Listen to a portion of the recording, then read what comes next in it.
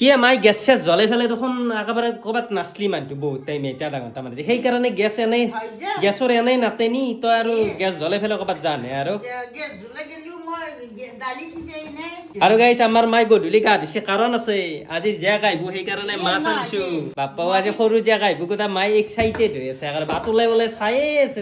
আছে মই ক'লো মাংস আনো দিয়ে মা অলপমান এই তাই মাংস নাখায় মাছ খাব বোলে বৰ ইচ্ছা যাই আছে মাছ লৈ আহ বা মাছ লৈ আহিছো 1 কেজি নে 1.5 কেজি মাছ আনিছো কিন্তু মই কিজানি 1 পিচ মান আহত পাম পুৰা জাকুক খুৱাব এদিন হাজাৰ পাৰাই হেৰিক গেলি গোটাই আইটেম বনাব মাই 7টা মান বজাত যাওঁ দেই নে কি মাই নিপুক কৈ থৈ দিছো 7টা বজাত ওলাই যাম বুলি নে কি বাবলা মই নয়ন